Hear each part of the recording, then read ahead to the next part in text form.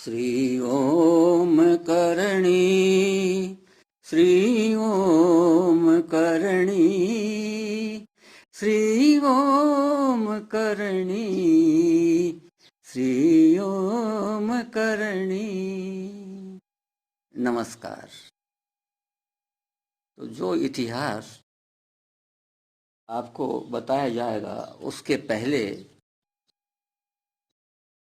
चतुश्लोकी भागवत बोलनी है। ध्यान से सुनिए और साथ साथ बोलने का अभ्यास करिए। अहमेवा समेवाग्रे नानद यत सदसत परम पश्चादहम यदे तच्च यो वशिष्येत सोऽस्म्यहम् ऋतेर्थ यत प्रतीयेत न प्रतीयेत चात्मनि तद्विद्यादात्मनो मायां यथा भासो यथा तमः यथा महान्ति भूतानि भूतेषु चावचेष्वनु प्रविष्टानि तथा तेषु न तेष्वहम् एतावदेव जिज्ञासं तत्त्वजिज्ञासुनात्मनः अन्वयव्यतिरेकाभ्यां यतशात सर्वत्र सर्वदा। तो एक पुराने इतिहास के रूप में श्री सुखदेव जी महाराज जो कह रहे हैं परीक्षित को, वो अजामिल का आख्यान है। वे कह रहे हैं कान्य कुब्ज नगर यानी कन्नौज में एक दासीपति ब्राह्मण रहता था। उसका नाम था अजामिल। दासी के संसर्ग से दूषित होने के कारण उसका सदाचार नष्ट हो चुका था। वह पतित कभी बटोहियों को बांधकर उन्हें लूट लेता, कभी लोगों को जुए के छल से हरा देता, किसी का धन धोखाधड़ी से ले लेता तो किसी का चुरा लेता। इस प्रकार अत्यंत निंदनीय वृत्ति का आश्रय लेकर वह अपने कुटुंब का पेट भरता था और दूसरे प्राणियों को बहुत ही सताता था। परीक्षित, इस प्रकार वह वहां रहकर दासी के बच्चों का लालन पालन करता रहा। इस प्रकार उसकी आयु का बहुत बड़ा भाग यानी 88 वर्ष बीत गया। बूढ़े अजामिल के 10 पुत्र थे। उनमें से सबसे छोटा का नाम नारायण था। माँ बाप उससे बहुत प्यार करते थे। वृद्ध अजामिल ने अत्यंत मोह के कारण अपना संपूर्ण हृदय अपने बच्चे नारायण को सौंप दिया था।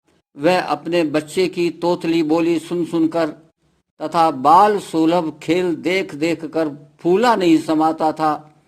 अजामिल बालक के स्नेह बंधन में बंध गया था। जब वह खाता तब उसे भी खिलाता, जब पानी पीता तो उसे भी पिलाता। इस प्रकार वह अतिशय मूढ़ हो गया था। उसे इस बात का पता ही न चला कि मृत्यु मेरे सिर पर आ पहुंची है। वह मूर्ख इसी प्रकार अपना जीवन बिता रहा था कि मृत्यु का समय आ पहुंचा। अब वह अपने पुत्र बालक नारायण के संबंध में ही सोचने विचारने लगा। इतने में ही अजामिल ने देखा कि उसे ले जाने के लिए अत्यंत भयावने 3 यमदूत आए हैं। उनके हाथों में फांसी है, मुंह टेढ़े टेढ़े हैं और शरीर के रोए खड़े हुए हैं। उस समय बालक नारायण वहां से कुछ दूरी पर खेल रहा था। यमदूतों को देखकर अजामिल अत्यंत व्याकुल हो गया और उसने बहुत ऊंचे स्वर से पुकारा, नारायण।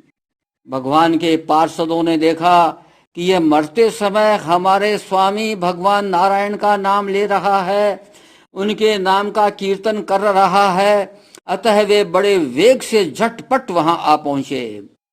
उस समय यमराज के दूत दासीपति अजामिल के शरीर से उसके सूक्ष्म शरीर को खींच रहे थे। विष्णु दूतों ने उन्हें बलपूर्वक रोक दिया उनके रोकने पर यमराज के दूतों ने उनसे कहा, अरे धर्मराज की आज्ञा का निषेध करने वाले तुम लोग हो कौन? तुम किसके दूत हो? कहां से आए हो? और इसे ले जाने से हमें क्यों रोक रहे हो? क्या तुम लोग कोई देवता, उपदेवता अथवा सिद्ध श्रेष्ठ हो?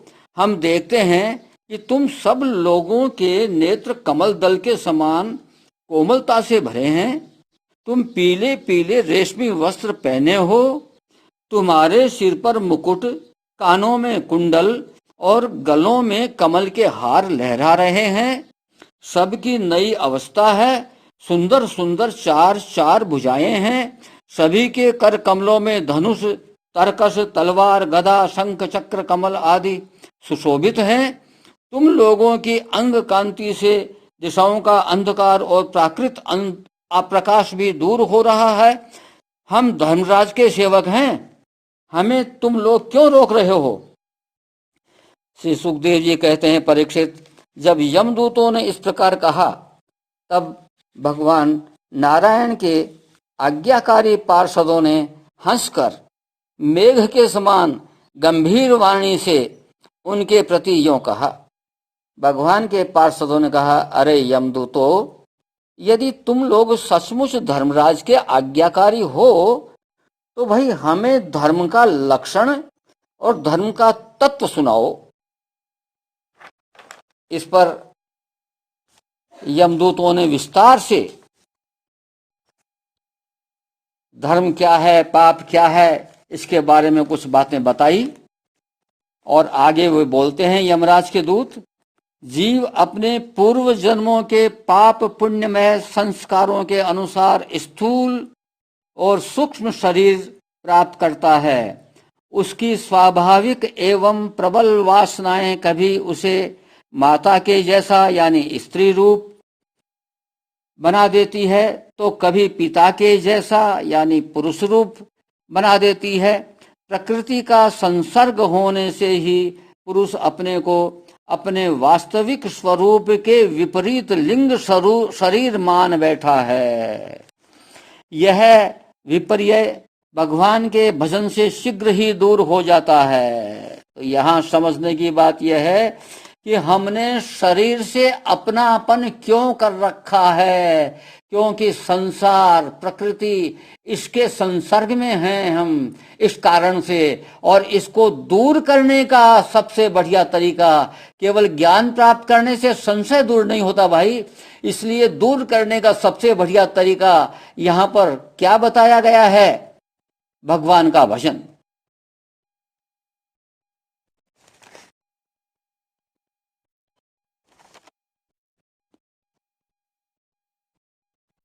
देवताओं, आगे कहते हैं वो, देवताओं, आप जानते ही हैं कि यह अजामिल बड़ा शास्त्रज्ञ था। शील, सदाचार और सद्गुणों का तो यह खजाना ही था। ब्रह्मचारी, विनयी, जितेंद्रिय, सत्यनिष्ठ, मंत्रवेत्ता और पवित्र भी था। इसने गुरु, अग्नि, अतिथि और वृद्ध पुरुषों की सेवा की थी। अहंकार तो इसमें था ही नहीं। यह समस्त प्राणियों का हित चाहता था, उपकार करता था, आवश्यकता के अनुसार ही बोलता और किसी के गुणों में दोष नहीं ढूंढता था। एक दिन यह ब्राह्मण अपने पिता के आदेशानुसार वन में गया और वहां से फल फूल समिधा तथा कुश लेकर घर के लिए लौटा। लौटते समय इसने देखा कि एक भ्रष्ट शूद्र जो बहुत कामी और निर्लज्ज है, शराब पीकर किसी वैश्य के साथ विहार कर रहा है। उस दृश्य मात्र से भाई इसका सारा जो जप तप किया हुआ था वो एक तरफ हो गया, केवल दृश्य मात्र से। और यह भी, इसको भी उस दृश्य ने लुभा लिया, आकर्षित कर लिया। तो आगे देखिए क्या होता है।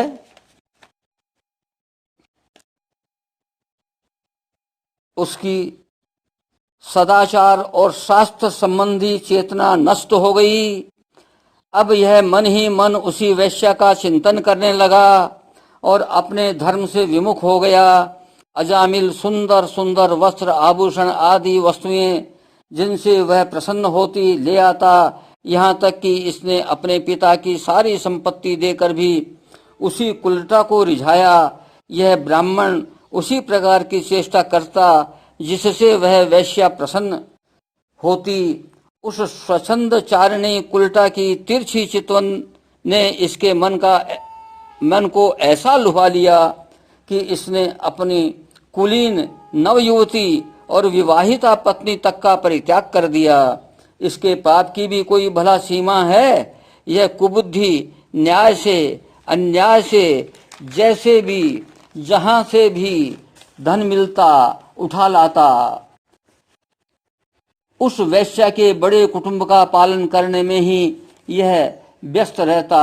इस पापी ने शास्त्राज्ञा का उल्लंघन करके स्वच्छंद आचरण किया है। यह सत्पुरुषों के द्वारा निंदित है। इसने बहुत दिनों तक वैश्या के मल समान अपवित्र अन्न से अपना जीवन व्यतीत किया है। इसका सारा जीवन ही पापमय है। इसने अब तक अपने पापों का कोई प्रायश्चित भी नहीं किया है। इसलिए अब हम इस पापी को दंडपाणी भगवान यमराज के पास ले जाएंगे।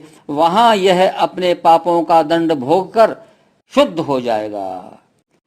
इस प्रकार उन्होंने उस अजामिल के बारे में बताया विष्णु दूतों को, और धर्म के संबंध में जो उनको जानकारी थी यमदूतों को वो उन्होंने बताई। आगे कल भगवान विष्णु के दूत क्या कहते हैं इस पर चर्चा होगी।